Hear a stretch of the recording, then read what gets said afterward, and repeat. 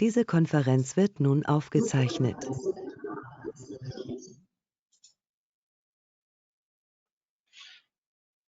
Okay, I'll be starting now.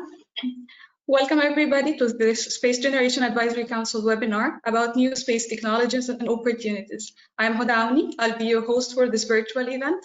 Allow me also to welcome Baha Abu Naga, who is going to be my co-host, and Mina Takla, who's going to be our moderator for the last session of this webinar. We have two key presentations, a fireside chat, and a general Q&A session at the end. We'll be covering Egypt's strategy for Sustainable Development 2030, SGAC activities in the Middle East, and the future of the African space sector with space actors in the region. A few side notes for the audience. As a participant, you will be muted.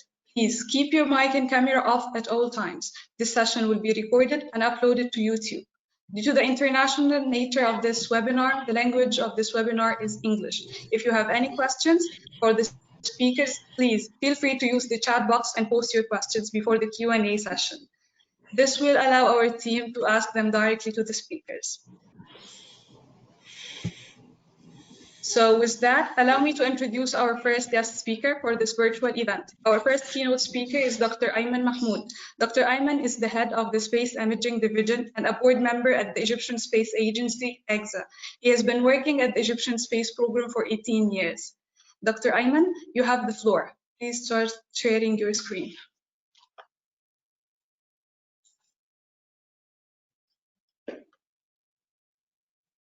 Okay, thank you, Huda. I think you have to make me again.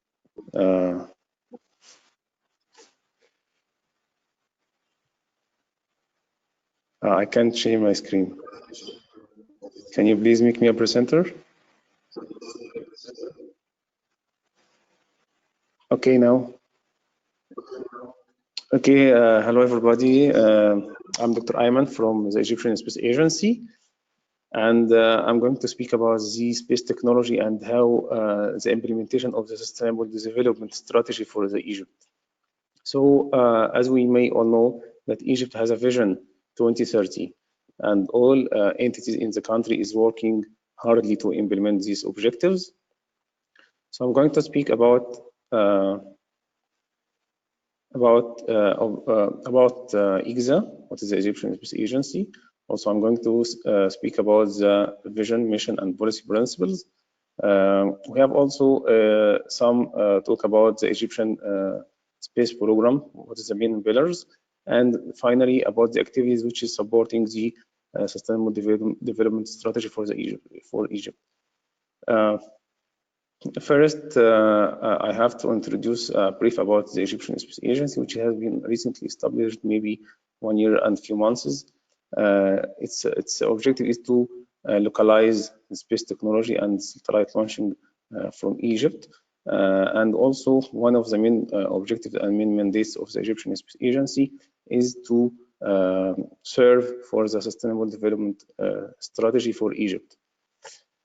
The Egyptian Space Agency is having a board of directors, which is chaired by the Prime Minister, and has a Supreme Council, which is chaired by a President of Egypt himself.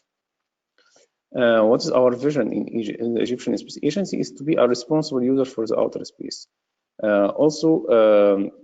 We have to carry out some space mission, which can be very related to objectives mentioned in the Egyptian space strategy. We have to deploy our systems, and we have to develop our systems, which have many benefits in many sectors I will talk about later. It will be national development and security objectives in Egypt. Also, are very interesting in the deep space mission exploration, which I will give hint about my last presentation. The mission is to promote the peaceful use of outer space.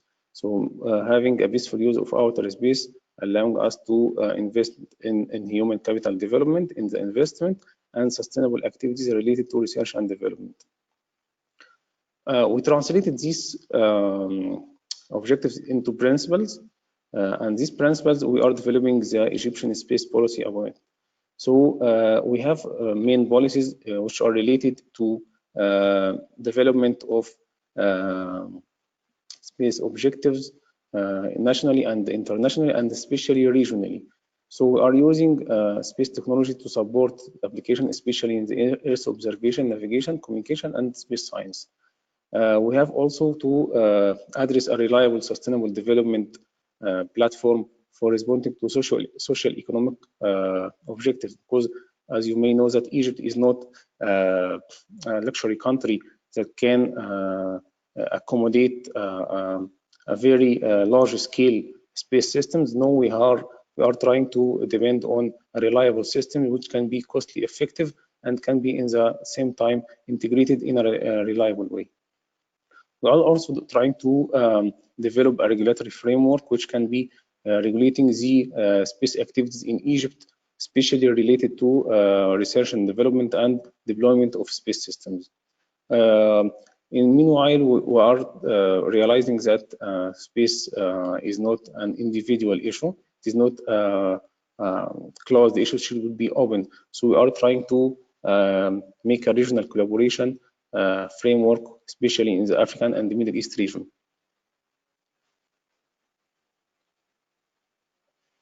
So this, as you can see, the main objectives of the strategy. We depend on the demand-driven approach.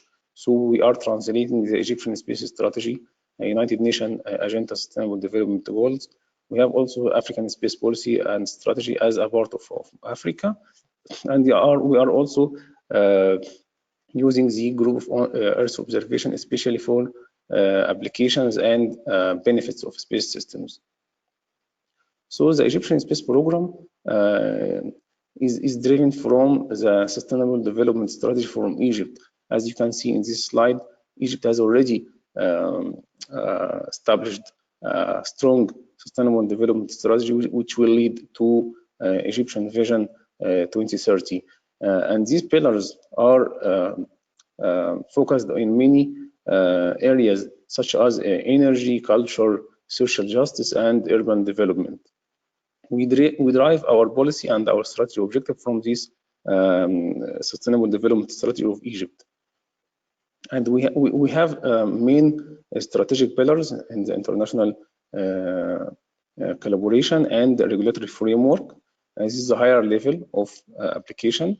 Then we went to space system pillar and outer space exploration, which should be supported and key enabled by human development and infrastructure. So our first layer is the human development and infrastructure. We are building many infrastructure in Egypt, and also we are supporting the human capital development as well.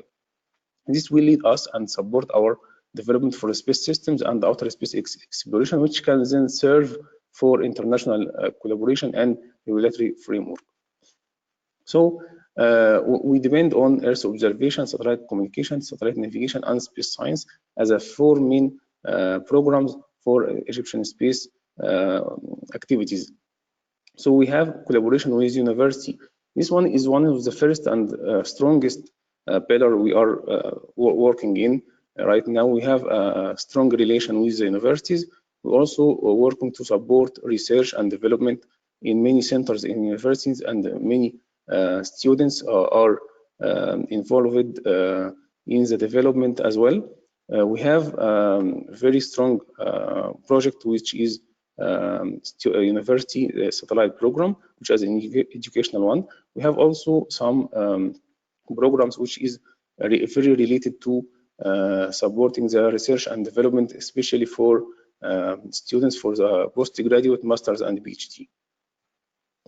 When we started putting our space program, we relied on the university and professors from research institutes. We have had a meeting with about 100 professors from the university, and we have also made some investigation and consultation with them to put our strategy and objective in space. So what is the activities we are trying to carry on? We have experimental satellite program, which is a gradual development of satellite system with a small scale. This satellite is a small satellite which is building now in Egypt, and we are trying to have a building block scheme. This means we are buying some components, we are developing some components, and we are integrating both of them to have a space system. Meanwhile, we are using Earth observation for development objectives in Egypt. We have NextSat-1, which is expected to be launched this year. We have also MasterSat-2. We have NextSat-2. We have these different Earth observation satellites, which are planning to be launched during the next years. We have also a short-term and long-term and mid-term program for launching these satellites, which can be divided into 5 years and 10 years. One of our successful and strong program, which is a nano-satellite program, we have already launched 2 CUBE satellites in 2019, which are totally developed in Egypt. Many of these subsystems have been tested and qualified in Japan in the thermal vacuum testing chamber and radiation test facility. So this photo shows the integration of our CubeSat in the JAXA premises in Japan. It have been done by Japanese expert. This is the second satellite which have been also integrated in USA, which has been launched by Spaceflight Slingshot. It has also been operating in the orbit. We have different orbits between the 2 CUBE satellites, 400 kilometers, and the other is 500 kilometers. As you can see, this is the picture of the 2 CUBE satellites here, and you can see some sample images of these satellites. The purpose of this satellite is to demonstrate our capability of building satellite systems in Egypt. Based on this, we are now developing our third mission, and our third mission it has been planned previously to be launched this year, but due to COVID, we couldn't be able to launch, so we postponed for 2022 because we have a delay in supply chain, especially solar panels and some devices. But we have a strong program which is able to demonstrate our capability for building different satellite systems and different subsystems in space. We rely on small satellite and CUBE satellites for technology demonstration because it is a reliable and affordable solution for us. Recently, we have this project which is called a CleanCam, Bartholomew Assist, and has been many questions I have been asked to discuss and to illustrate about this. This was a competition from the United Nations Office of Outer Space, which has been declared April 2020. Many countries and entities have been applied to this competition, and we applied also, and we won this competition. We are expecting to deliver this camera to the ISS by the end of 2021. This camera also will be targeting to take images for eastern part of Africa. We have Uganda and Kenya as users for us, and we are trying to we will try to make technology transfer and capacity building for the Kenyan Space Agency and collaboration also with Uganda Ministry of Science and Technology. So this project is one of our technology demonstration, and also it is directly related to application, especially as you can see in this 5 sustainable development goals from the United Nations. Recently also we have acquired a suitable fund to make a space mission, which will be deployed after 2 years from now. And this mission is related to the COSPAR Committee for Space Research that is aiming to make a constellation of microsatellites, or you can see small satellites that can measure the plasma in the ionosphere, which is an important manner now, because the plasma effect is changing and the magnetic field of the Earth is changing, and all of these are related to the climate change effects, which we can strongly see. During this project, we are going to make many investigations. We need also in this project many students that can be making research for us, especially master degree students. You can see that we have 9 areas of research. We are going to announce detailed about them recently, and we hope that we can get students that can be involved in this project with us. Last one, which is exploration of outer space. Recently, we are very interested for the moon exploration, and we have joined the Moon Village Association as an international collaboration with many other countries, to sharing with them the enthusiasm about moon and moon exploration for the resourcing and mining. Also, we are trying now to make a very strong contribution with international collaboration with MVA, and I think this will be one of our strong activities in the near future. Last thing is the educational satellite program, which I spoke about. Every year we have we invite some students from the university, but this number is increasingly each year. So last year it had been about 400 students, and we had to divide them in many sessions due to the COVID. But every year we have a highly demanding request from the university to be involved in this program. This program aiming to teach students and make a practical hands-on training for developing a specific subsystem in the satellite itself, so that the student can be acquainted for space systems and how it can be designed and operated. Finally, I'm going to speak about the educational satellite kit, which is a project we have recently launched. We are going to provide the universities, about 35 universities in Egypt, with educational satellite kits, so that the students can be access frequently this laboratory and make the hands-on training regarding how space system can be developed, modified, and designed. Thank you for your listening, and I'm ready for questions.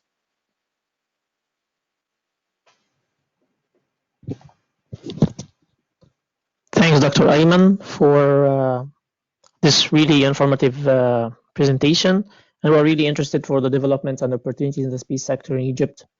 Sure. So now we will start a brief Q&A for a couple of questions. So the first question that we have is the Egyptian Space Agency interested in doing collaborations with any universities outside of Egypt? Yeah, sure. Like Hanoi, Vietnam. Like this question is from Vietnam. So. Yeah, okay. Sure. We are very happy and very strongly desire to have collaboration with universities and research institutes outside Egypt. We have already been in working with discussion with Ghana to have a collaboration, Ghana University, to have a collaboration in a space program and educational, and but this was before the COVID. But I think we will continue. So we have already some sort of experience with universities outside Egypt, and we will be very happy to receive a collaboration request from any university outside Egypt or a research center even. Okay. Another question says, what components do the Egyptian Space Agency develop or buy? And does the developments include hardware like system on chip? Yeah, sure. We have a strong research related to almost all of our satellite systems. We have developed many satellite systems, and during our next projects, we are going to develop more and more. So we are interested also in thrusters, propulsion system for investigation of orbital control. Also, we are very interested in development of deep space communication network, laser communication systems, Also, we are going to research about robotics, space robotics, and its components. So these fields are very interesting for us, and we are trying to make more investigation in these fields during our couple of years. Okay. Another question says, for computer science students in Egypt, how can they join activities that are related to the Egyptian Space Agency field of operation? Okay, please, for any students inside or outside Egypt, or any researcher inside or outside Egypt, please follow us in Facebook, in Instagram. We have a strong social media, and our social media department is very active. We have many posts that are related to our news and our activities, our announcement. I can even share you with these websites of the Egyptian Space Agency also. Okay. Another question says, are there any updates about the program for choosing the first Egyptian astronaut that was announced in 2019? Yes, yes. Of course, it have been announced, but unfortunately, we couldn't continue as many activities as the COVID stopped many activities, especially the activities which is related to face-to-face meeting and interviewing. But recently, we have a strong meeting with the Ministry of Youth and Sport, and we are going to discuss more with them how we can proceed further in this. Also, we have a very good connection with Ministry of Higher Education and Scientific Research. We are preparing now to announce, but we can't announce something we are not able to do now because the COVID is stopping many activities. But I think once we have the opportunity to gather many youth and many students also to be involved in this, we will announce this. Please follow us in the Facebook and Instagram. Also visit our website. Everything will be announced in its time when it comes to implementation. We have a question about the funding aspect of the Egyptian Space Agency projects. Is the Egyptian government the main contributor?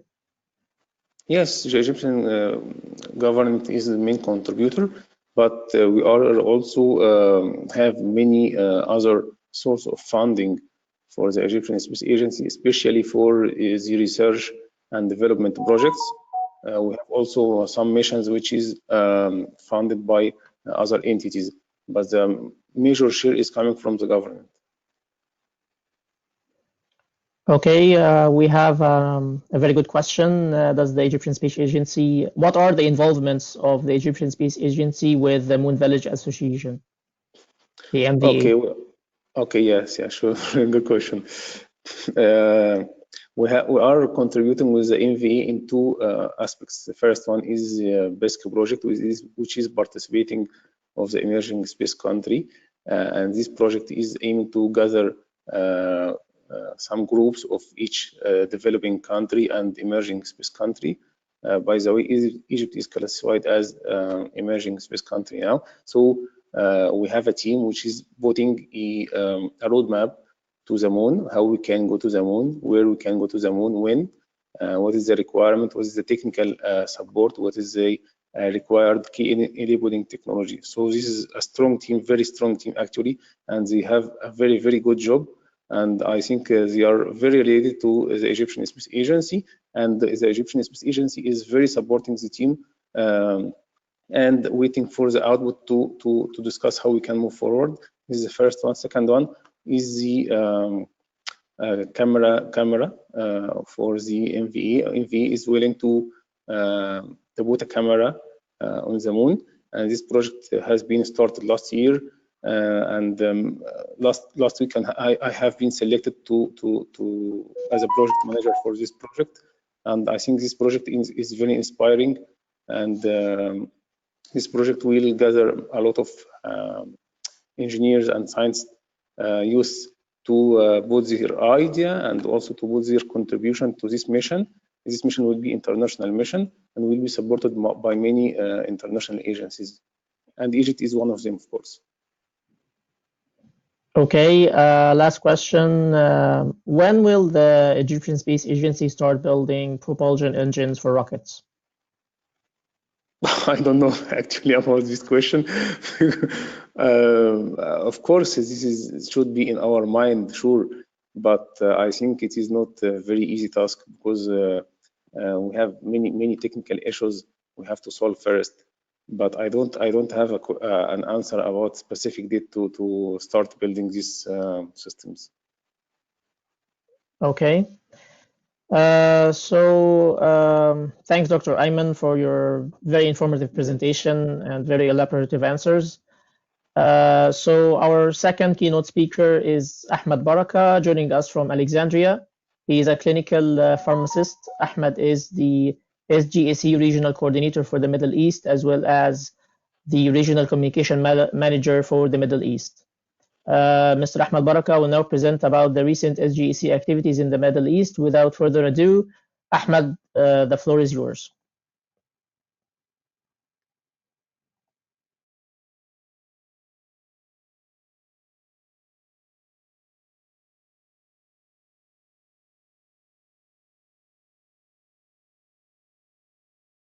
Hello, everyone. Thank you so much, Hoda and Bahar, for giving me this amazing floor opportunity to share the floor with Dr. Ayman and with Engineer Ahmed Fareed to talk about our opportunities in the future and how SGAC are contributing to this in the very near future. Let me just sharing my screen and my presentation now.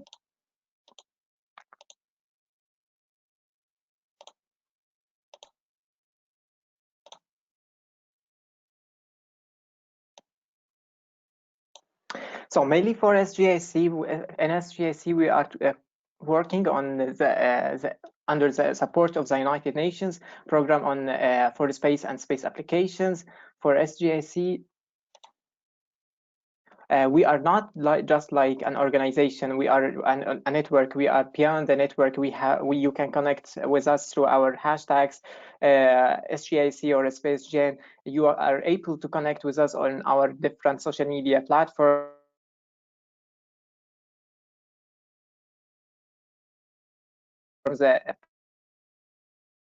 Instagram, Facebook, Twitter, LinkedIn, and even more. We want to be involved with us in our many activities throughout the globe. And for SGAC, just to give you some kind of introduction about our origins. For SGAC, it's just a non-governmental organization, non-profit organization and network. Our main task is to represent the university students and young professionals from all over the globe, from 18 to 35 years old, to represent those the next generation to the United Nations, to the space agencies, industry, and academia. SGAC has been conceived mainly after the third United Nations Conference on Space Exploration and Peaceful Uses of Outer Space, Unispace 3, back in Vienna, 1999. Under which we are trying to create within the framework of the Committee of the Peaceful Uses of Outer Space, COPUS, a consultative mechanism just to facilitate the continued participation of the young people. This is our mission, is the young people, to enable them from all over the world, especially the developing countries, to have them in all our activities and all the international activities related to space in the space industry.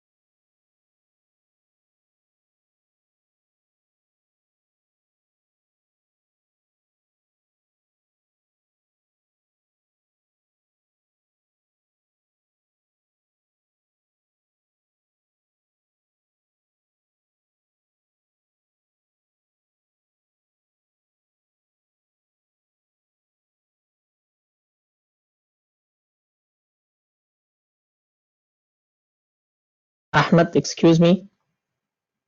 Ahmed?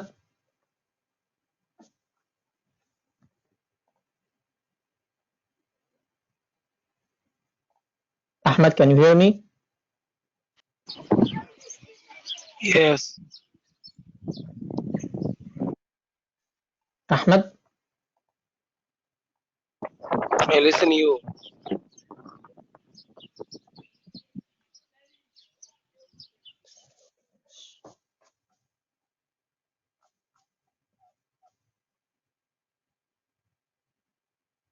Ahmed, can you please unmute yourself?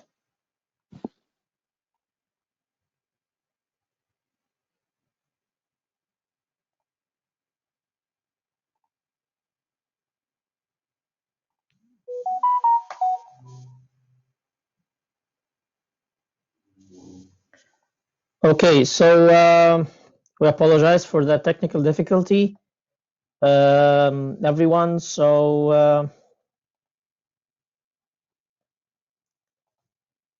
let's move to the last presentation.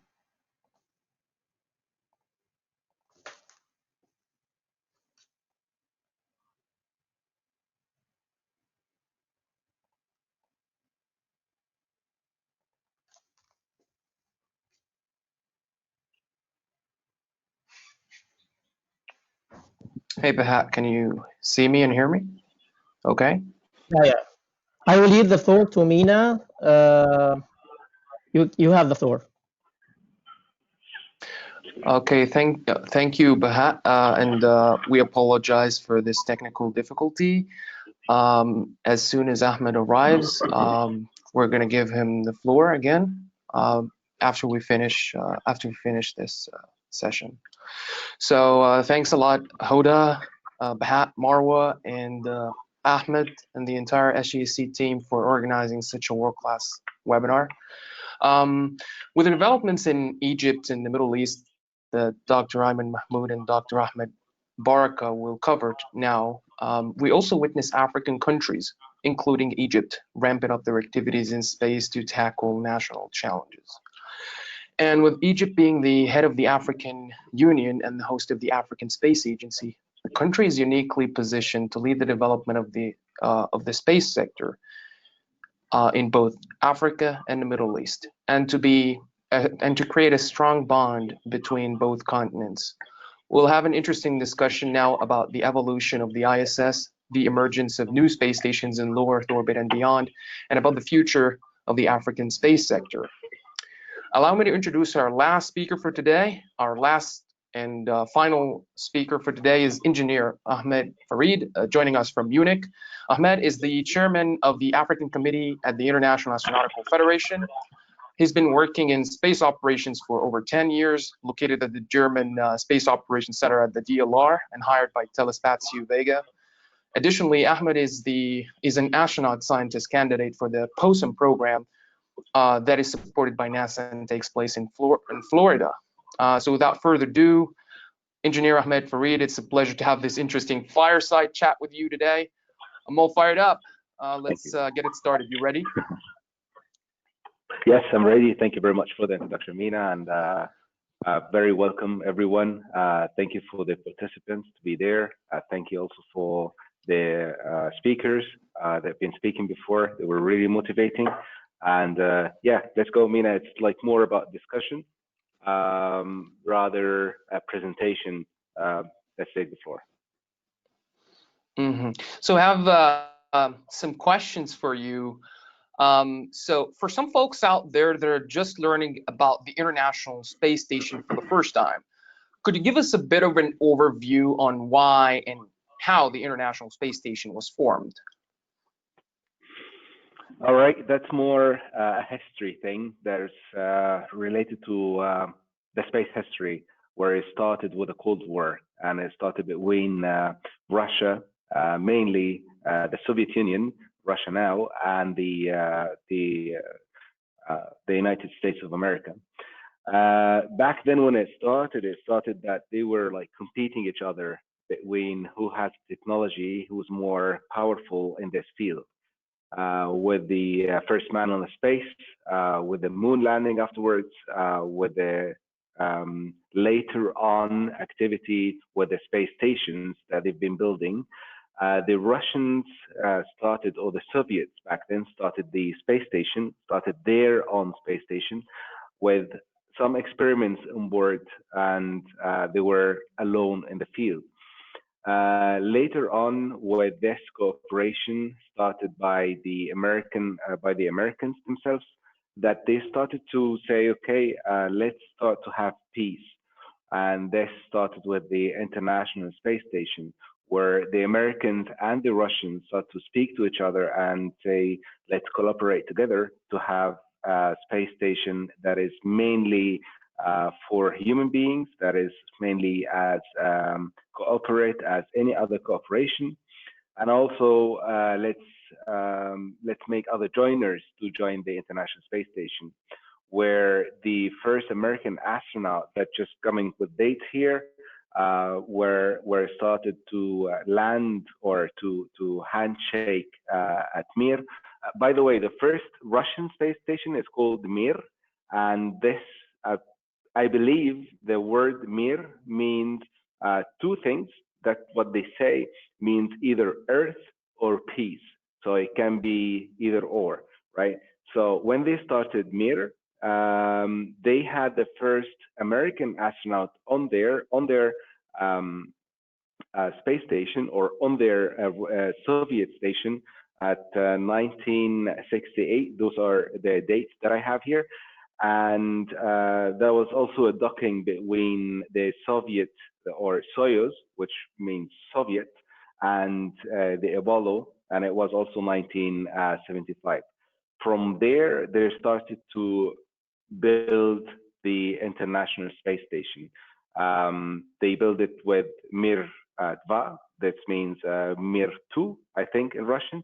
And then the Freedom sector, which called Freedom, that was the first two sectors that started at the International Space Station. So that's easily what's the history of the International Space Station. And then along the way came on the other countries to join the International Space Station. Wow, undoubtedly. It's amazing to see how an international initiative like the ISS planted seeds to maintain world peace, which we, by the way, continue to witness throughout the industry today. And this brings me to my next question. For the layperson, it's difficult to grasp the importance of the ISS, which is by far the largest and the most expensive human-made structure ever built off the planet. For the average person who may think space is irrelevant or an unnecessary luxury, how does the ISS and space in general benefit their everyday lives on Earth? Could you give us some concrete examples? Sure. I mean, the ISS itself started recently, but the space industry started before the ISS. Why did they? What are they doing in space? Why are we investing in space? And that's a very high-level question that not even the average person is asking. As even the politicians are asking, why should we spend in space business and a space sector? Why shouldn't we spend this money on Earth to develop more on Earth? The factor of spending money on the space sector is actually coming back to Earth with the industry development, because when the space industry starting to develop experiments, these are things that are not being able to be done on Earth. For example, in the medicine sector, that's a very big sector where they can study biology or viruses on the space station, because I'm not a biologist or a medicine person. I just work for the space operations. But what they're doing up there, they're basically creating a microgravity atmosphere for the virus itself, for the bacteria itself, to make it easy for them to have more researchers on the space, on the virus or the bacteria itself, to create afterwards the medicine. So this is a big sector where the space involves at. There are also other little things where, like, which are like big for humanity. They're like inventions, like the lamp, for example. This been first started in the space. The LED lamp, the LED lamps, they're like first started with a space technology. There are lists of things. I don't know. I just wrote something. There's the CET.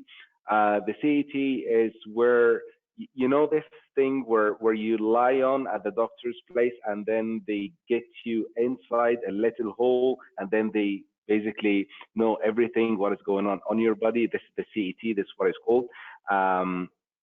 It's also been discovered or been invented on the space station, and with the space technology. There are so many things. There's like water detectors. They're like water cleaning cycle. I myself, I have a personal story to that. I'm not sure if I'm going to be I don't want to take long time on that, but I have a personal story on that where my dad had some troubles himself with his backbone, and he had to take either surgery or a physiotherapy. And the surgery wasn't really he himself is a doctor, he's a surgeon, and the surgery wasn't really the option for the age back then. He's resting in peace now. But the other option was the physiotherapy for him. So there was a special physiotherapeutic machine that is working especially for the spine, that fixing the spine problems where the nerves are being pressed on by the spine stones. And this special machine, the physiotherapy machine, that was actually, when I looked after and I looked for it and I Googled it, it was actually developed on the space station. So this somehow also, like, I felt like I helped my dad in an indirect way, while being a little thing in the operation, working for the space station to develop that machine to come back to fix my dad's pain. So this what really space brings to us. Yeah, that's all. Thank you. Yeah, I would echo that, Ahmed, and I would echo that, and I have to make another argument that the argument that space is a necessary luxury, or we spend too much money on space, is a fallacious argument. Because when you look, like, when people arguing about that, you know, say that we should spend money on healthcare and education. Actually, as Dr. Ayman Mahmood just mentioned, now we're actually inspiring students and young professionals through education, space education, and many of the medical devices and machines actually were developed for space exploration or were inspired by space exploration. Some of them are kidney dialysis machines and stuff like that. And I have another personal story, by the way. My brother was diagnosed recently with pneumothorax, which is air pockets building up in the lung. And actually, if he didn't, he went to the emergency room, and if the doctors didn't do a test, like a CT scan on his lungs, they wouldn't have known that this was happening to him. And and the oxygen level was decreasing rapidly. So space contributes to every other aspects of our lives. And you got us a bit curious here. Now our audience will want to know how to get to the International Space Station. Could you touch a little bit on that, and probably take us through a virtual journey to the ISS? Okay, yeah, thank you very much for the story that you, for the special private case that you just mentioned now. And also, this actually proves how space important, according to spend other money on other sectors. That's like, yeah, so many sectors that are just destroying human beings. How to get to the space station? Is that like related to where the space station is, or like how to? That's like, is that question like related where is it located and how to be on the space station? Is that what you meant, right? I mean, if you want to get to the International Space Station, how do you get there? So what kind of rocket do you jump on, Sure. to get to the International Space Station? Where is it located in terms of orbit and stuff like that? Sure. I mean, it's very much known now, even among our audience that we're watching, mostly like space interests, and it's very much known where the space station is. It's in a LEO orbit that's between 300 to 400 kilometers away from Earth. And it's orbiting Earth. Basically, when it's orbiting Earth, it's just like going 16 days and 16 nights around Earth, because it says that it's orbiting like any object at this orbit, it's just orbiting 1.5 hour or exact 92 minutes to orbit the whole Earth. Since it's basically a cooperation between the 5 nations started by the Russians and the Americans, then joined the Canadians with the Canadian arm, afterwards joined the Europeans with the Columbus, and the latest was the Japanese JAXA. These are all modules that are cooperating together on the ISS itself.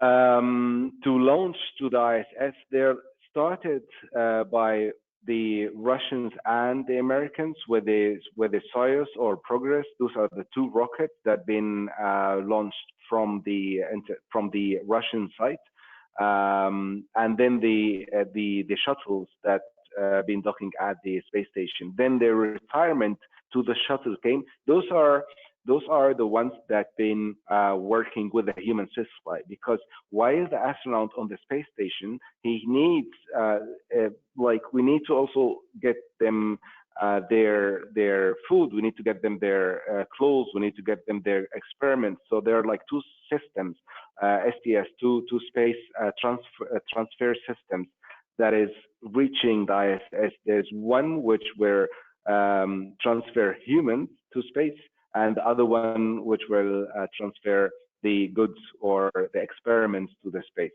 So humans been transferred since ever on the Soyuz, the Russian Soviet, and the shuttles or the shuttle program by the Americans. At 2011, there was a retirement for the shuttle program where just the Soyuz been the only transport system for humans to the space station. And that been going on for nine years, apparently 9 to 10 years, until the private sector came on board to solve the problem for the Americans by Elon Musk to build the SpaceX. So since then, since the retirement of the shuttle 2011, they were not able to bring American or any astronaut, rather than just having the Russian Soyuz. Now with the privatization of the space sector, which actually been in favor for the space itself, to bring the SpaceX on board, to have even more companies now thinking of working as a transport system for the space station and further behind the space station, it made it more easier to us on the space sector to reach this space station, which started now by Elon Musk, and proudly said Elon Musk is an African origin and South African, and he was the one. He had a lot of like passion and motivation. He's like, as everybody else says, is just an awesome creature that just starting to realize all dreams of humanity right now.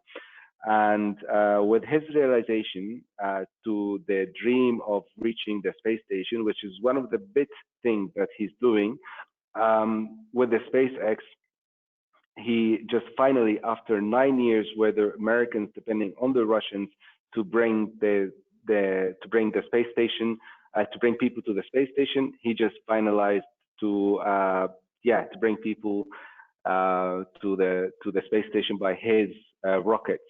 The other systems are, of course, they were like the European system to bring experiments to the rockets, where been the French ATV. These were like 5 of them. Been working on at least 4 of them, and there was also Progress, and also there's the Japanese, the JTV, which is also their system to bring goods and experiments to the space station. So this is how people reaching the space station.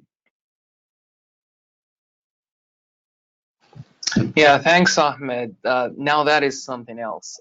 Thanks a lot for this amazing virtual journey to the ISS and teaching us about how to get to the ISS and the launch vehicles or space transportation systems used for that. Unfortunately, the ISS is not here to stay. Over the past few years, we've been reading many reports about the decommissioning of the International Space Station in 2024. Then it was extended to 2028. Matter of fact, ever since we left the moon in 1972, human space flight has been confined to low Earth orbit, and for over 20 years, the ISS has been the only permanent orbital habitat for humans in space. The question is, what's the ultimate fate of the ISS, and what comes after that? Will there be other stations in low Earth orbit or beyond? Could you touch a little bit on that? Sure. The ISS, yes, that's true. It will unfortunately come to its end at 2028. That's what was said. It was supposed to finish at 2024. Actually, been extended to another 4 years after the 2024. But this is how the development goes. With the end of the ISS, that doesn't mean that will end the space station's development. The space station that is coming after the ISS, which starting in a very near future, is the Gateway. That's the second generation, let's say, version 2 of the ISS, which will be orbiting actually, as you just mentioned, the last human on the moon was 1972. And this is where we're going back to the moon. And this is happening very, very soon. And now, back then, it was just a competition between 2 countries or 2 nations. But now it's been involving all other nations, because the people are like, the nations are looking forward to go further than the LEO orbit or further than the ISS. Are so many of them now, are the Russians, the Chinese, the Europeans, the Americans. So it involves with this concept of cooperation, because space technology is expensive and difficult. Therefore, the only way to build a space technology, this is how any project have been involved at until now. In my past, I don't know how many years, 10 years or something, every project been always a cooperation between nations. It was never, there's very, very few projects like real space project, Spacecraft, that been developed by one country. But now the space needs the cooperation to get the technology done and to get the things in place for the space operations or the space industry itself, so either manufacturing or operations. With the second space station, the Gateway, now it's orbiting the moon. It's gonna, well, it's not now. They are developing it to orbit the moon. It will be one of the smallest steps that make humans just explore in a deep space, because it will include humans. It will orbit the moon as it's shown here on the screen, and also it will help us to build village on the moon, or to build moon village. This is what even been mentioned before. And from there, why are we building that on the moon? It's just a transit sector, a transit area point to go to Mars from there, because the distance between Earth and Mars is, in the best way, 6 months, the longest 3 years, one way, where that building the capacity to launch people from the moon to Mars, that we need the next step, which been developed already by the ISS. So, so yeah, this is actually an end to a start, to a new start. This is as in the movies, it's a happy end to start a new era of the space exploration. Yeah, I couldn't agree more about the international aspect of space exploration that is driving exploration and innovation, especially in lunar exploration settlement nowadays. I also echo that the moon is a better starting point for launching to Mars instead of launching from Earth. It will require you to be moving at a speed of 11.3 or 11.4 kilometers a second. In order to escape the gravitational pull of the Earth. But if you launch, or if you're going to launch from the moon, it's going to the delta V, or the amount of energy you're going to need, is significantly less. It's less than 2 kilometers a second. And yeah, that's why I think the moon is our new frontier. It's not the last frontier, but the next frontier from which we can expand to the greater solar system. And as you mentioned, thanks a lot for the about the commercial sector. Over the past few years, we've literally witnessed a revolution in the space industry, as you mentioned, mainly driven by private actors pioneering commercial off-the-shelf components and reusable launch vehicles. As the chairman of the African Committee at the International Astronautical Federation, how do you see this transforming the African space industry? With the African space industry, is everything starts young to grow. The African Space Agency, or even the African nations that are interested to be in space, that's just the first step for a really long, bright futures for Africa itself. Yes, I mean, we have to look at it realistic. Yes, we don't have a space station. Yes, we don't have a solid space program yet, but starting it is the build, is the first step, is the first stone. As they always say, if you want to build a wall, you start with a little bracket and you put it as perfect as you can, and then you put the next bracket to it, and then you put the third one until you build the whole wall. And that's what's happening right now within the African space agencies, or within even the African Space Agency, because that's the first address to have. Like, if you have a home, or if you have a house, if you have a flat, you need to have an address to it. The address for the space agencies is the address for the countries is the space agencies. Means if European Space Agency, for example, ESA, want to collaborate with African nations, who would they manage, or who would they talk to? They need an organization to speak with, and they need an address to go to. And that's the first stone. What we're putting right now is the African Space Agency. Within the African Space Agency, if we are realistic about the programs that is happening there now, that will just increase the collaboration between the African Space Agency or agencies and the rest of the world, because you would need that for a collaboration, as everything in the space needed collaboration, as I mentioned before. For the privatization, the ESA president once were asked why you're not having in Europe like a private launch system to the space station.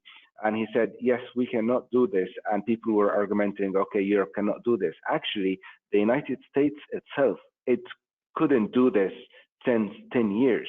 So it was actually 10 years. They didn't have a human space flight transport system.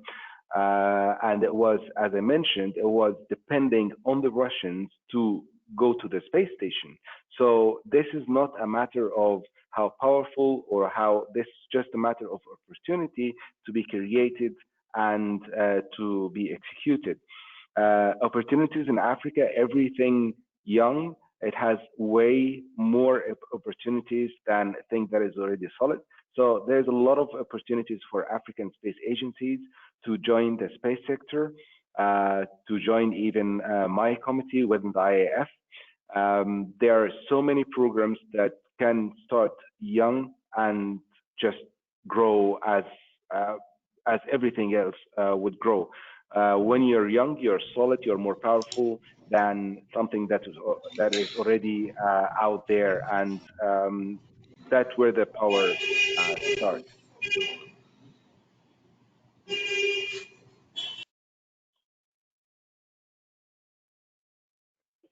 Thanks a lot, Ahmed. I really enjoyed our discussion, and most definitely our audience also enjoyed it. That's all the questions I have for now, but we can give some space, pun intended, to our audience and pull up some questions from the chat. Let me check if we have any. Sure, my pleasure. So there's a question from Jake or Jackie. What are the contributions of African countries and generally developing countries to the ISS? I think also Dr. Ayman Mahmood would actually love to answer this question as well, but over to you, Ahmed.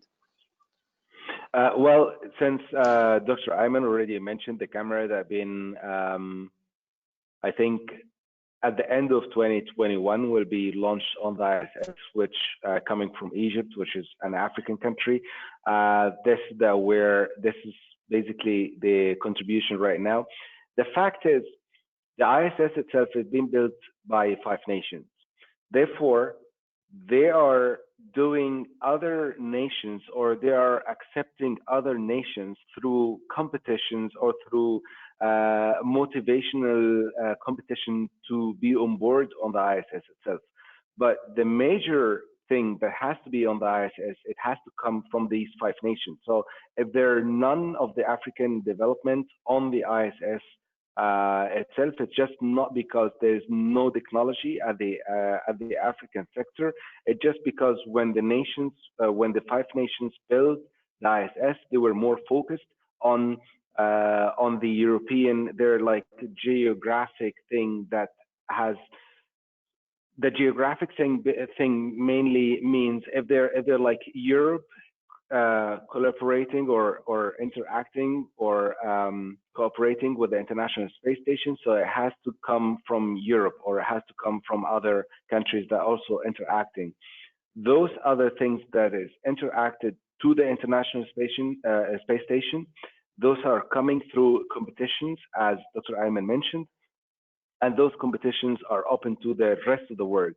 Once they open something like this, just everyone else can just apply and get the improvement and get the acknowledgement to be on the ISS, as what just Dr. Ayman mentioned with the Egyptian camera on board of the ISS.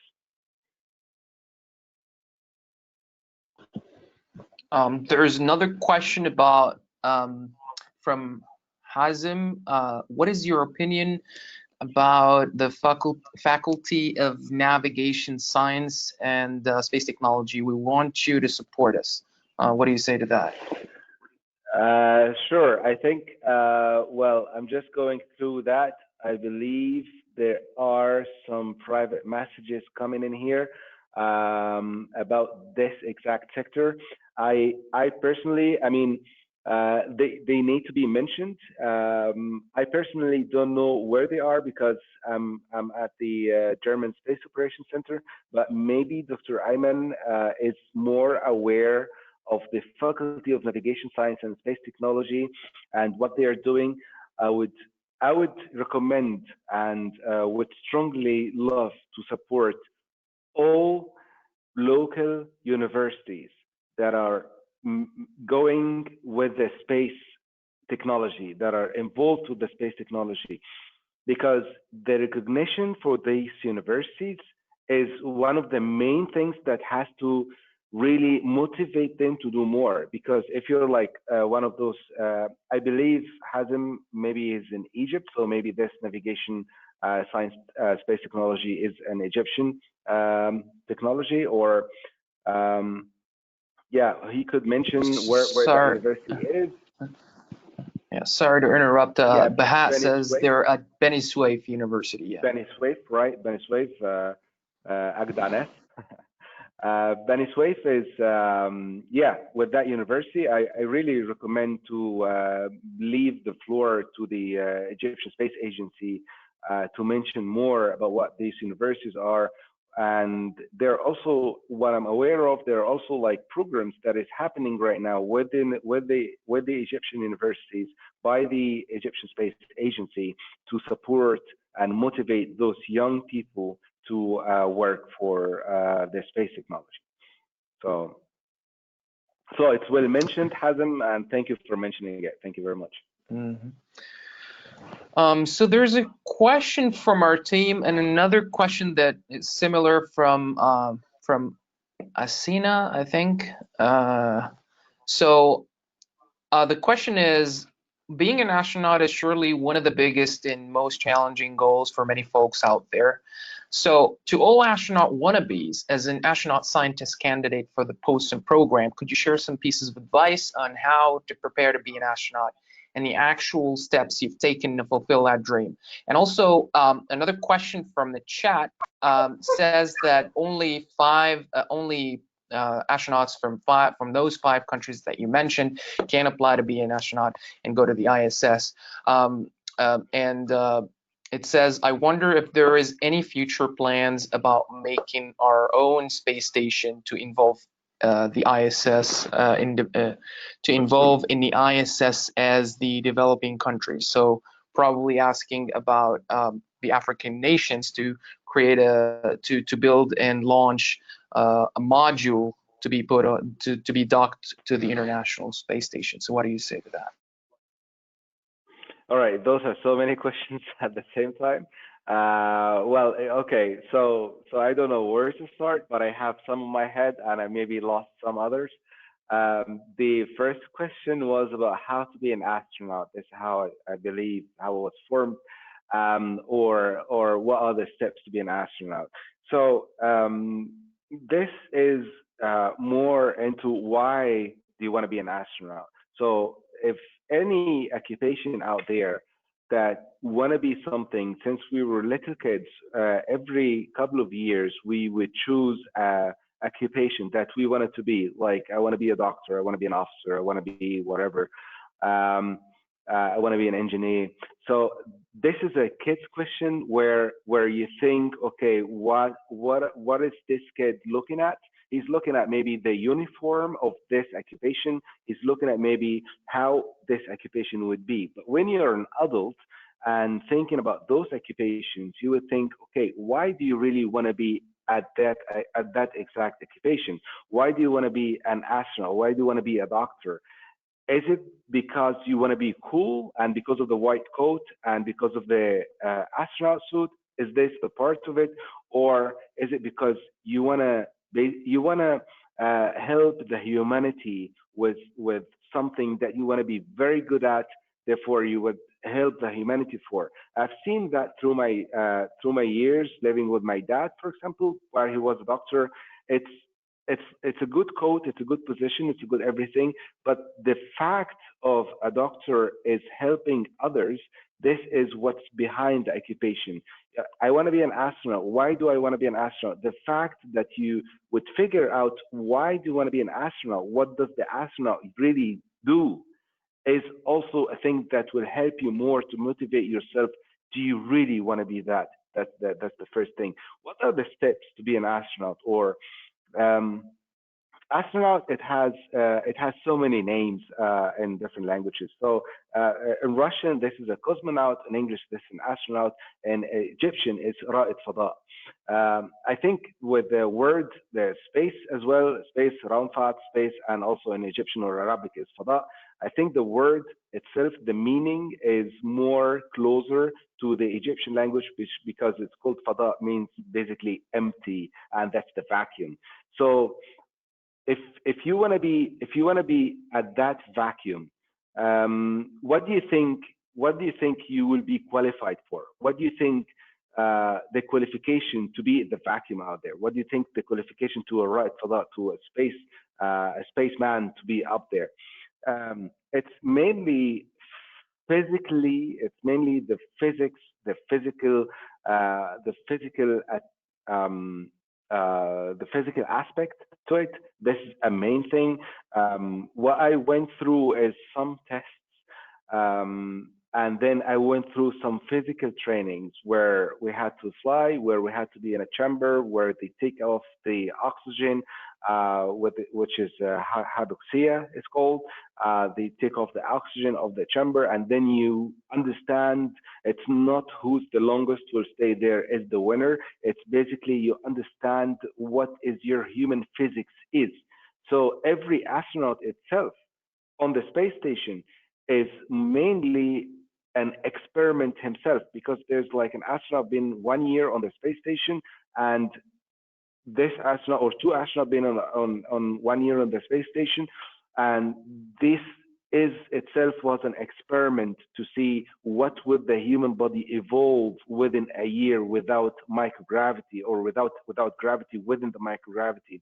So it's probably this what would you need in the vacuum up there. You need physical body for it, and you need the science for it, because you need to understand what are you doing. So you would need the degree, either engineering, science. You would need the practical engineering, a practical degree that you can go with that knowledge to go through the technology that is offered to you while being an astronaut, and you need the physics for it.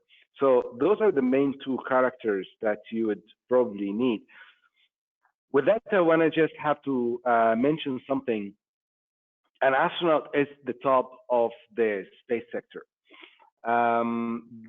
So you want to be the top of your occupation.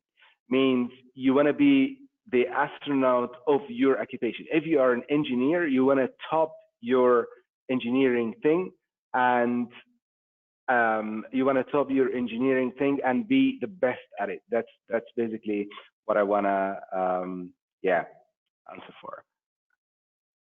I got a message now that I have to wrap up, so I have a lot of more to talk about. But yeah, just the floor is yours, and thank you.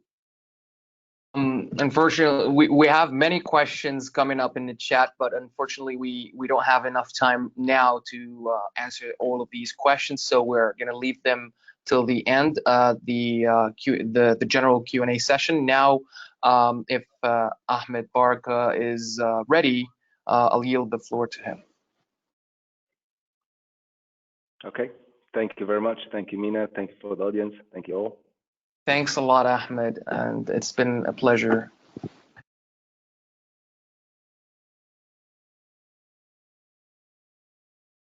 Thank you so much for this great and fruitful discussion, Mina and Ahmed. Allow me now, and I'm sorry for my connection. This is unexpected internet connection issue here. So I would like to continue introducing and representing SGAC to you, and hopefully you can be one of our members in the very near future. So mainly for SGAC, it's a Space Generation Advisory Council. We are running in support of the United Nations, the program of space affairs. Mainly sorry, my presentation. Yes, we SGAC is much more beyond a network.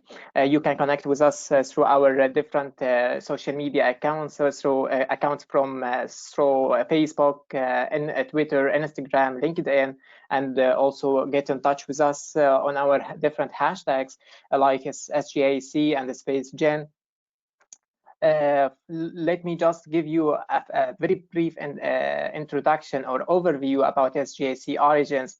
SGAC is a global non-governmental organization and non-profit network that aims to represent university students and young space professionals who are aged between 18 to 35 to the United Nations, different space agencies and space academia and industry. SGAC mainly has been conceived at this third United Nations Conference of the Space Exploration and Peaceful Uses of Outer Space, Unispace 3, in Vienna back in 1999. Our main purpose is to create within the framework of the Committee of the Peaceful Uses of Outer Space a consultative mechanism that can help us to facilitate the continued participation of you, the young generation from all over the world, to become, and especially from the developing countries, to get them in much more involved in the cooperative space-related activities. Also, SGAC is wanted to create a global volunteer base and network from university students, from young professionals who share this common passion about space and have commitment to do an action here. We wanted to connect you to your peers and the top space professionals from various organizations throughout the globe. We seek to give you the next generation of the space sector, the leadership opportunities, and to represent their voice to the different space policy and decision makers. The network of SGAC is based in 6 different regions in the globe. We have our representation in more than 168 countries, and we, till the moment, we have more than 50,000 members around the globe. SGAC has mainly 5 different pillars that we are working through alongside it: events, project groups, professional developments, scholarships, and UN-related activities. So let me allow just to introduce you to each one of our pillars. So for our events, we tended to have 3 different events: international, regional, local, and thematic events. For the international events, our main event is a Space Generation Congress, or SGC, which is mainly held in conjunction with the International Astronautical Congress, IAF. In this event, we tend to host around more than 150 delegates from more than 50 countries to connect them with high-level speakers and subject matter speakers from the different national space agencies, academia, and industry. And we host 8 working groups on topics of the key issues that we tend to have in the space industry right now. And SGAC working very hard to provide around 75 SGAC scholarships and award to enable our members from attending this event. Our second main international event is a Space Generation Fusion Forum, or SGFF, which is held in conjunction with the Space Symposium in Colorado Springs. We tended to select around 75 delegates from more than 50 different countries. In this event, we tended to have discussions about the key space topics and the career topics in the space industry mainly, with the high-level international space leaders. And SGAC is trying to provide around 10 to 12 scholarships throughout our global grant program to our members. Our third international event is SGX. SGX is mainly held in conjunction with Satellite Show in Washington, D.C., and its partnership with Future Space Leaders Foundations and Satellite. We select a group of around 200 delegates.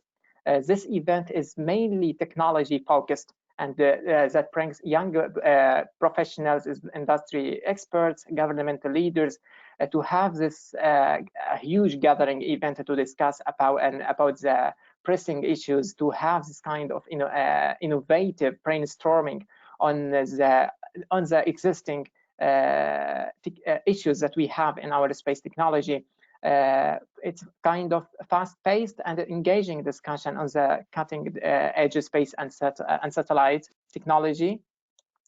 And unfortunately, till the moment, we couldn't have this in-person events through 2020 because of COVID, but hopefully we will continue with our in-person events at the end of 2021, hopefully if COVID has been controlled. For our regional events, we tend to have regional workshop. We call it a Space Generation Workshop, or SGWs. It's like of 2 days workshop, regional workshop. In this workshop, we tend to much focus on the regional space issues to provide some kind of developments that could be expected in the next decade, and also some kind of projection of regional space activities in the future. And these discussions about the regional cooperation in the space sector and space industry mainly. For our national events, we tended to have SG Country, which is almost like one-day event or in national basis. We focus more on the national space issues, tended to provide networking opportunities to explore what's important to you and your country through this event mainly. For our partnered and endorsed events, in the partnered events, we tend to have this kind of events organized in partnership with another organization or constitute a parallel program, just like in a common agreement with our partner mainly. For our endorsed events are organized under a specific initiative that being promoted by other organizations. Just to give you an example, like World Space Week, Space Up, and Eures Night. For now, let me just get through to introduce you to our next second pillar, which is project groups, which is the most important one for us in SGAC. We tended, till the moment, we tended to have 10 project groups. We have space safety and sustainability. We have near Earth object, space law and policy, space exploration, space and cybersecurity, commercial space, space medicine and life sciences, small satellites, space technology and else application, and ethics and human rights. Through this project groups, we tended to have to connect our members with each other, to have some kind of innovative and fruitful discussions on each topic of these kind of project groups, and end up with having some kind of representation and publish the paper in the different academia and different journals and different space-related conferences around the world. So this is mainly what we are trying to do throughout our project groups. Now for the scholarships, we tended to just are working closely to provide around 150 different scholarships and a grant per year to enable our members to attend in person our international, regional, and national events. For the professional development, we tend to have SGAC vacancies. We tend to open dozens of vacancies per month that you can be familiar with this and give it a look on our website.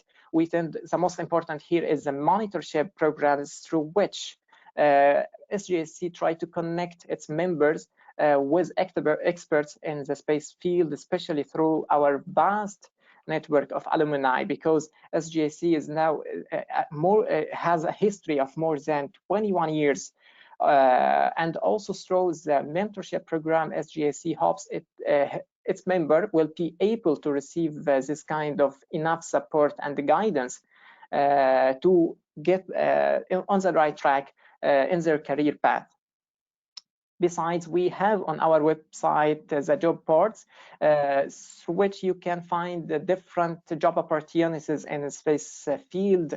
So maybe you can give it a look, and maybe you can find your next employee throughout our website. So mainly for our related activities within the UN, mainly in COPUS. SGAC has a permanent observer status at the United Nations Committee of the Peaceful Uses of Outer Space, COPUS, and another consultative status at the United Nations Economic and Social Committee Representatives, which is based in Addis Ababa, Ethiopia. And the SGAC represents the outcomes of all of its conferences and the projects and events to the Scientific and the Technical Subcommittee of COPUS, Legal Subcommittee of COPUS, and the COPUS General Assemblies. And this is mainly one of things. Another thing is a space for youth. This is like a joint project that has been launched in collaboration with the United Nations Office for Outer Space Affairs, UNOSA, and the SGAC, purposed in the context of supporting the priority of the UN Youth Strategy that has been launched back in 2018, namely engagement, participation, advocacy, to amplify youth voices for the promotion of a peaceful, just, and sustainable world. So just why become a member? So for SGAC, for our members, you can access to our scholarships, you can have this kind of global network and the access to potential employers. We tended to provide our members with, to help them with building their leadership skills, connect with the current and national and international future space leaders. You can also subscribe to our mailing list and the different SGAC newsletters to get some updates. And the most important, membership in SGAC is totally for free. Besides, we want you to become a part of the space generation. We need you to, for today, just try register throughout our SGAC webpage and get in touch with us through our different mailing list, be involved, and join us through our hashtags, different hashtags, as I mentioned, SpaceGen, or even SGAC. Thank you so much for having me today, and I'm looking forward for your discussions.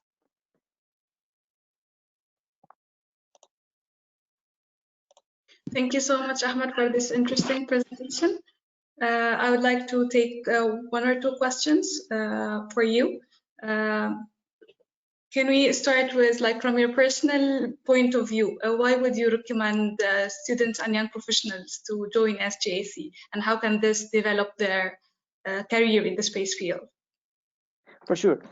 In my opinion, SGAC, one of the most important organizations that, or NGOs that work in the space industry, and that has this kind of free membership, and we tend to provide all our members in different countries with all our activities. We don't have to have this kind of limits on the different countries. We want also to represent them, as I mentioned, to the different space agencies, leaders, and the UN activities. Besides, being a member of SGAC is a huge opportunity just to have this kind of connections and building leadership skills with SGAC, and be updated with whatever going on in the space industry with our newsletters and mailing list. It's a huge opportunity. Besides, you can just have a position in SGAC that can give you another push to build your leadership skills and have a huge networking experience that can build your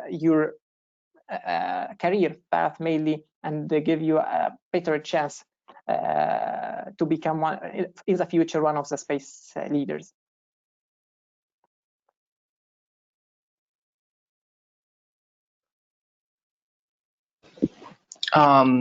Thanks, Ahmed. I'm trying to pull up some other questions from the chat.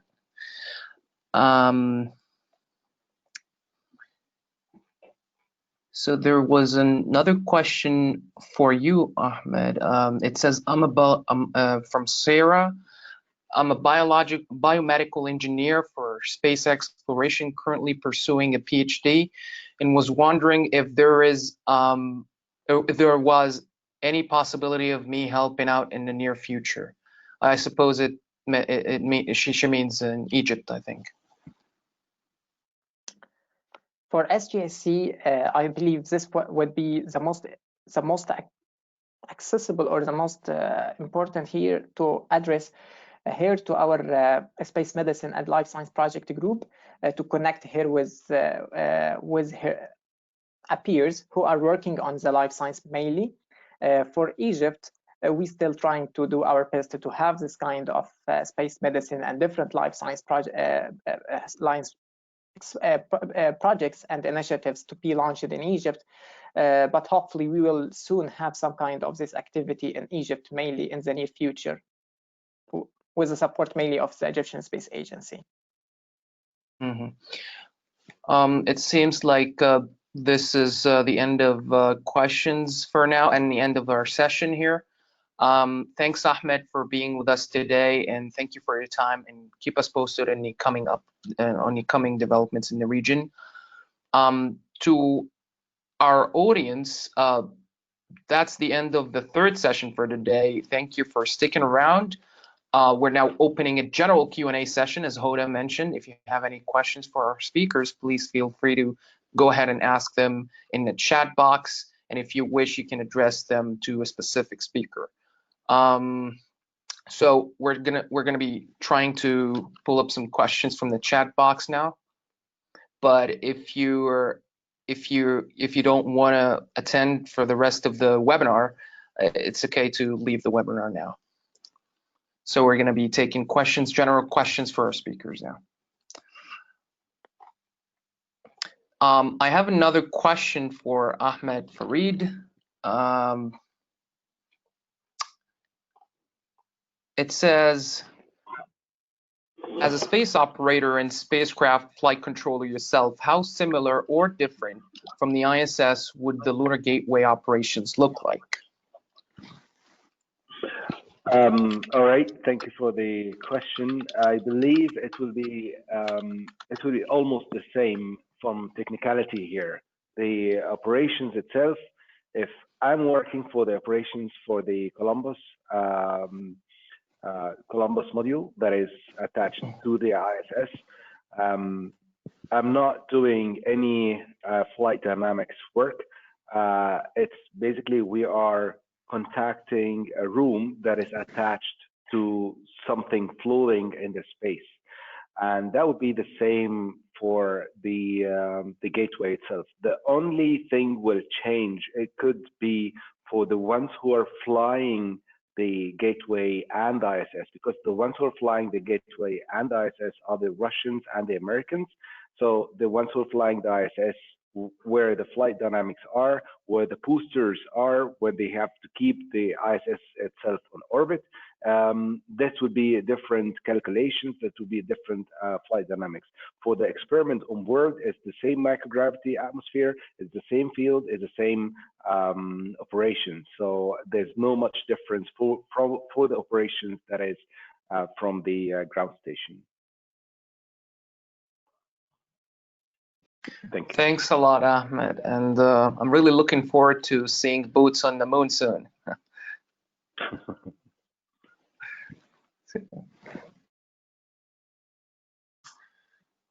So I have some general questions here, probably. So if any of our speakers would like to go ahead and answer these questions, please feel free to open your mic and camera and start answering. So I'll start with the first one.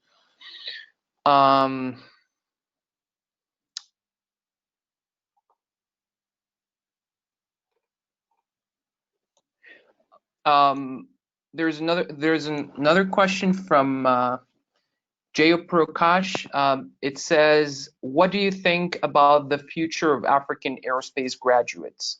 Are there any opportunities they can apply to? I suppose that would be to Dr. Ayman Mahmood, if he's available. Maybe he'd like to answer that, if there are available opportunities in Egypt for African students or graduates. Okay, sure. Thank you, Mina. Hello, you can still hear me? Yep, we hear you loud and clear. Good. Yeah. So I think one of our main issues in Africa is a brain drain. So I think the African Space Agency will be one of the bodies that is responsible to reduce the rate of brain drain outside Africa.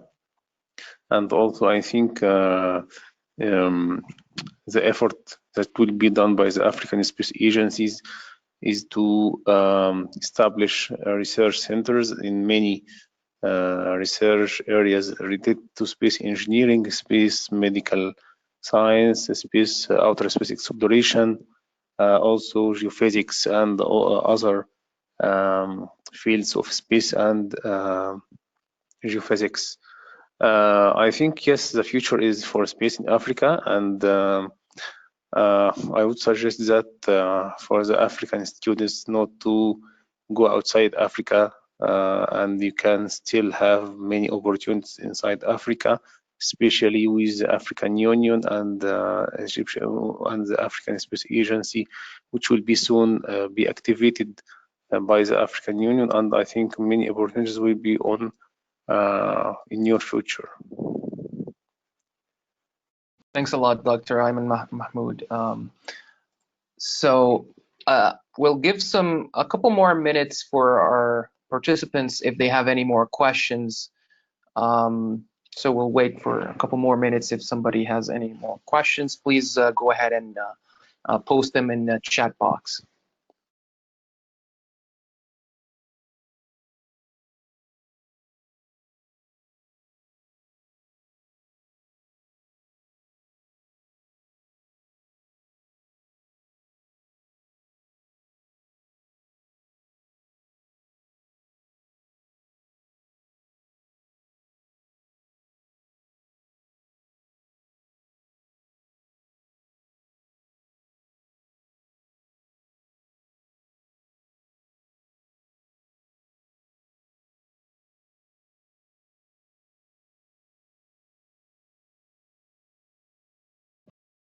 I think this question is repeated from Sarah, but probably if Dr. Ayman or Dr. Ahmed Baraka would like to answer this question. In your opinion, will there be a future for bioastronautics research at the Egyptian Space Agency to study human physiology, adaptation, and microgravity?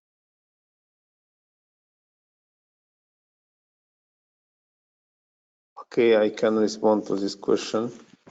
Okay, Sarah, I think we are making our best to do this, especially this field is new and we don't have a lot of researches in Egypt related to this topic, but we are working hardly in the Egyptian Space Agency to collaborate with some foreign partners in this field, and I think this can be announced within few months from now. Please follow up with the social media account for the Egyptian Space Agency. I think also Ahmed Baraka is involved in some sort of these activities, but we don't have a concrete issue or topic now to speak about. But what I can suggest for you is to follow up with the news for the Egyptian Space Agency, and I think within the next few months we'll announce about some opportunities in this field. Thanks a lot, Dr. Ayman. And I think we have another question related to the African Space Agency. The question says, when is it planned to launch the African Space Agency, and what synergies will it have with the Egyptian Space Agency? Okay, well, we have a dialogue with the African Union Commission, and we are expecting to have the activation of the agency by maybe by the beginning of the next year. And I think also we'll have a very strong synergy between the two agencies, especially the African Space Agency will need full support from other African agencies, when I think also the strong agencies in Africa will have to participate strongly in activating the African Space Agency. The African Space Agency will not be for a region, or it's also for the continent itself. So we will have a strong share with other agencies in support with the Egyptian Space Agency as well. So we are very optimistic about the activation of the African Space Agency very soon.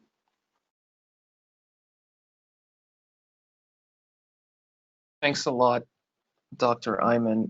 There is another question. I don't know which speaker it's addressed to, but it's from Anand. Can a non-government entity from India be part of a lunar settlement program or part of private human gateway program, and the laws to be followed for the same? Sorry, pardon me.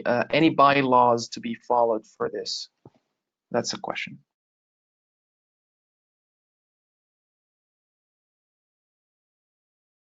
Maybe Ahmed Fareed want to reply to this, but if I will respond to this question, the Lunar Gateway and is an international project with many stakeholders, and I'm not sure how can non-governmental. I'm not sure also does India is part of the Lunar Gateway or because the gateway, I think, is the gate for the moon. So maybe Ahmed can add some sort of ideas about this. I think it's the question is addressed like it's referring to private industry or startups, I think. Is that true? All right. Yeah. Thank you, Dr. Ayman. Thank you, Mina. The question, if it's related to private or Indian Space Agency, the concept itself of the Lunar Gateway or the International Space Station, the participants for that would be the ones who are already cooperating together, as the International Space Station, for example, are the ones who are cooperating together, like the 5 nations we mentioned before. Those are the participants that are participating within the ISS, and the same going to be for the Gateway.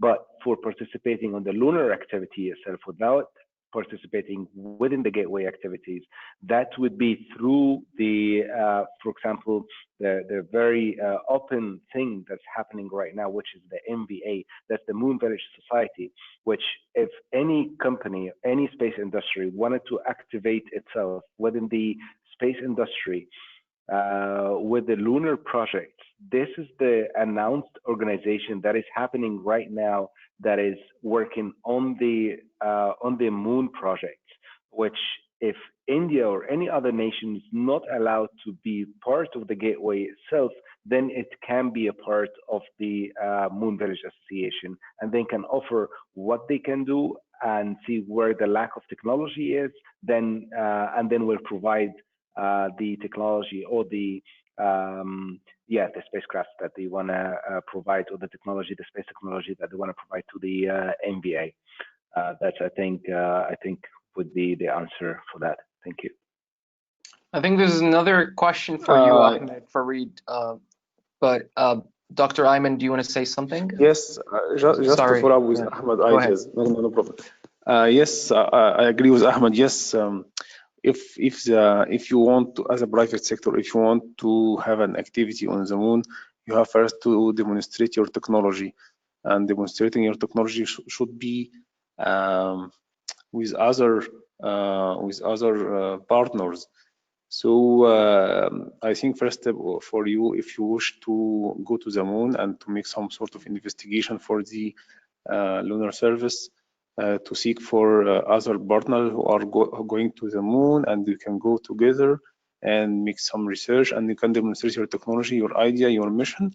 Then you can start commercialize for your products as a private company.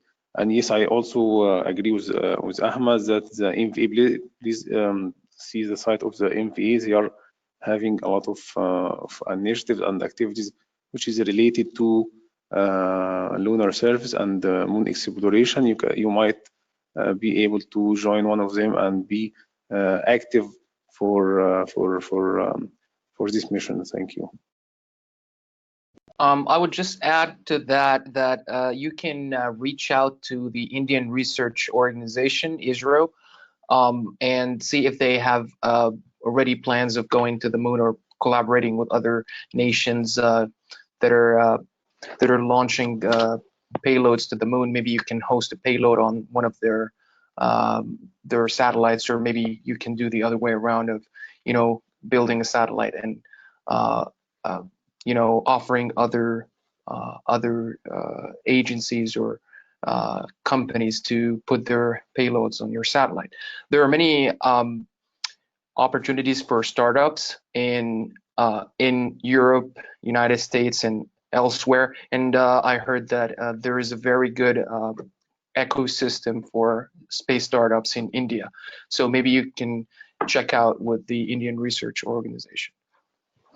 There's another question for Ahmed Fareed. Any African space common initiatives ongoing right now or in the near future from your experience at the International Astronautical Federation?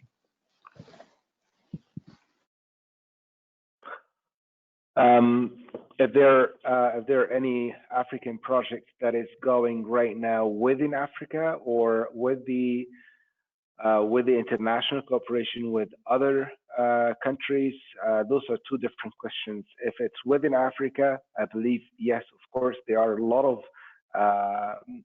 space projects going on within Africa right now, because there are a lot of countries, or like, okay, not a lot of countries in Africa, but they're like handful of countries that are actually working on their space projects. One of them is Egypt in Northern Africa and South Africa. They're like in the West Africa itself, and also Morocco and Algeria. If there are any African projects that are ongoing right now, apart from the Egyptian projects that would be on the International Space Station, I'm not aware of any. This is my own information. I'm not aware of any African project that is going internationally with either the ISS or the international the gateway.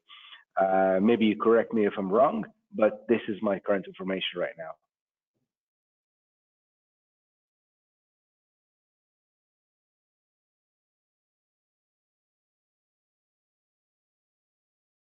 I would also suggest I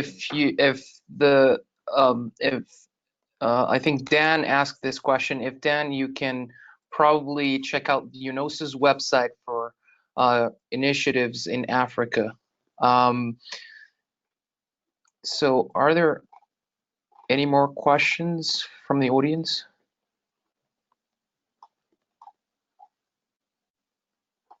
Yeah, there were actually a few questions about the engineering disciplines in space. Which engineering disciplines can get involved in space? So if I have a degree in production engineering, or if I'm an architect or something. There was a question from Andrew and a few other people about how they can get involved in space if they don't have an aerospace engineering degree. So for Andrew, mentioned something that his thesis is about building an Egyptian spaceport or something, and how can he get involved in that initiative through his research.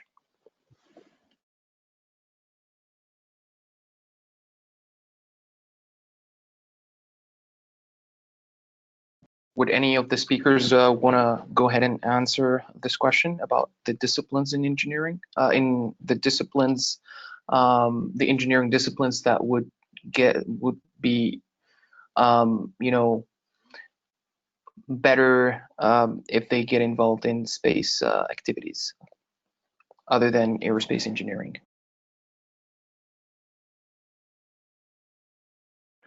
Okay. I'm not sure if I just jumped in too early or nobody else want to answer that, but I could answer that. And if Dr. Ayman or Dr. Ahmed want to add on some things, very welcome.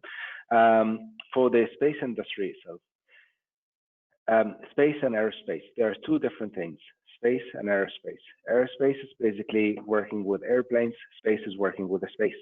And those things are not the only ones could be involved within the space industry. Space industry need a lot of occupations, which are all technical occupations and engineering occupations, as well as science occupations. What we have here, for example, at the German Space Operations Center, we don't have just space graduate people. We have also computer science. We have one chemical, chemistry people. Everything that could be technical adds on to the space sector. This is what this needs. As well as being an astronaut. There's no university to become an astronaut from. It's not that I need to be at the astronaut university to be graduate as an astronaut. This is not how it works for the space operations or for the space business itself. It just, there are also medicals. We need the technical aspect of people to be involved with the space, understand what is it going, and then integrate their knowledge within the space technology. So yeah, that's my answer to that. Thank you.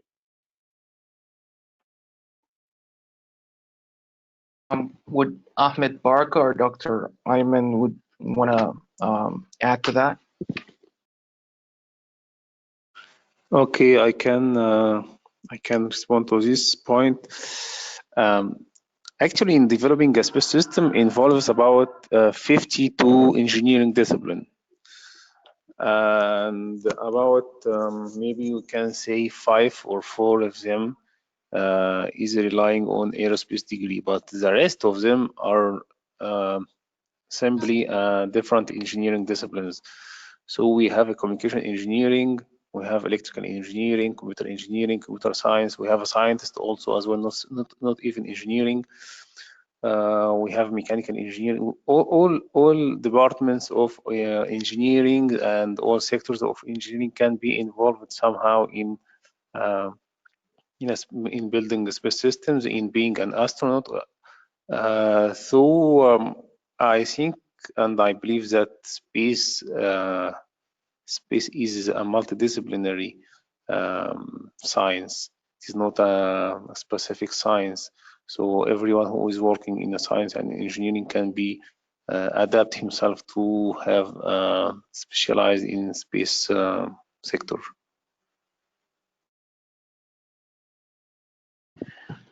Thanks a lot, Dr. Ayman. There's a question about probably, yeah, Ahmed. Would you like to say anything? Okay.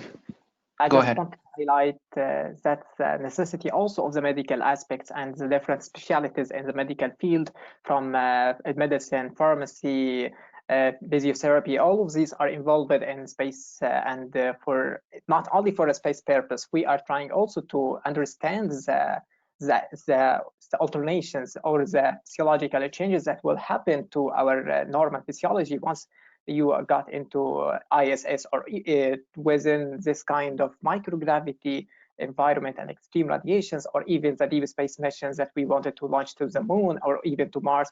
And this can also have a drawbacks on our human physiology, and will it allow us from understand another perspective from understanding the pathology of the disease and how it's and the prognosis, and it can help us a lot in understanding the disease and how we can help give some kind of cure for some of the current diseases that we have on Earth, like osteoporosis, that tended to happen because of the bone decalcifications that we experience in space, and also another like myasthenia gravis or muscle atrophy. So the medical field is also one of the most important key players that will be involved in the future of space, especially the human-tended space flights. Thanks for that. Thank you, Ahmed, for adding this. And I would like to add to that. May I just add on to that, like a very small thing? There was an astronaut that is actually finished his medicine degree.